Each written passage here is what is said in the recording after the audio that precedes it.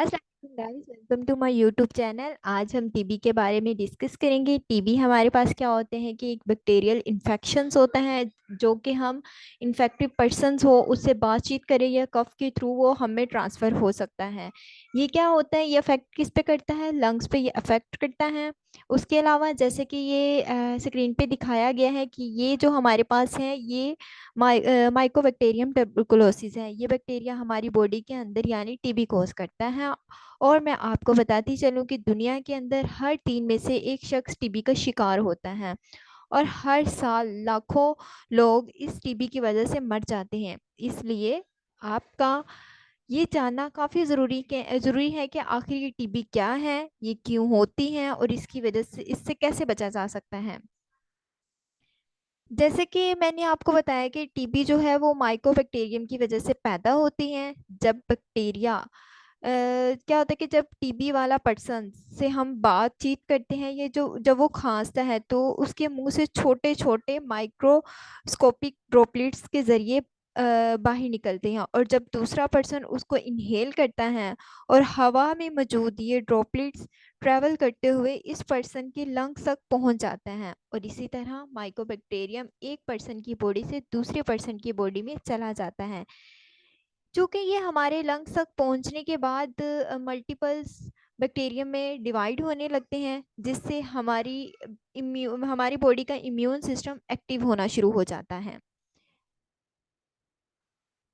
और फ़ौरन से कुछ इम्यून सेल्स आते हैं, जिसे हम माइक्रोफेज कहा जाता है। ये फ़ौरन सेल क्या करते हैं कि इस बैक्टीरिया को ट्रैप कर लेते हैं और इसको हमारे लंग्स में फैलने से रोकते हैं। माइक्रोफेज बैक्टीरिया के गिर्द इकट्ठे होकर एक ग्रैनुलोमा बना लेते हैं। ज़्यादातर क्या होता है कि इस केसेस में ना बैक्टीरिया से हमारी बॉडी को बचाने के लिए इम्यून रिस्पॉन्स काफ़ी होता है और ये बैक्टीरिया इसी तरह पड़ा रहता है through out of the life. इससे कोई भी नुकसान नहीं होता, हमारी बॉडी को किसी भी किस्म का नुकसान नहीं होता। इस कंडीशन को हम लेटेंट टीबी या इनएक्टिव टीबी कहा जाता है।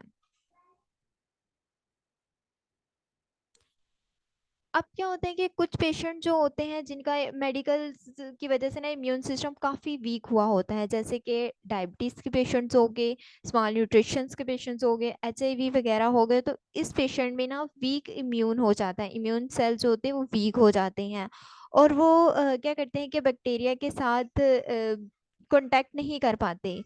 तो जिसकी वजह से क्या होता है कि बैक्टीरिया जो होता है वो एक्टिव स्टेट में चला जाता है और फर्दर डिवाइड होने लगता है। अब क्योंकि हमारा इम्यून सेल इस बैक्टीरिया को किल करने की कोशिश कर रहा होता है, तो इस दौरान हमारे लंग्स क्या करते हैं कि अपने सेल भी बाहर आना शुरू हो जाते हैं। हमारे लंग्स के जो अपने सेल्स होते हैं ना वो भी बाहर आना शुरू हो जाते हैं और हमारे लंग्स में जगह जगह ट्यूबरकुलोसिस बन जाती है और लंग्स जो होते हैं वो प्रॉपर वर्क नहीं कर पा रहे होते। तो इस तरह के पेशेंट को हम एक्टिव पेशेंट कहा जाता है। क्या होता है कि लेटेंट टीबी से एक्टिव टीबी तक जाने के चांसेस सिर्फ 10 to 5% होते हैं। अब क्योंकि ये टीबी हमारे लंग्स को डिस्ट्रॉय करती है, इसलिए हम इसको पल्मोनरी टीबी भी कहा जाता है। इसको हम क्या करते हैं, पल्मोनरी टीबी भी कहा जाता है। सिम्टम हमारे पास क्या होता है कि हमारे पास टिपिकली सिम्टम्स होते हैं, जैसे कि वेट लॉस हो जाना, वेट कम हो जाना, नींद ना आना, फीवर वगैरह हो जाना।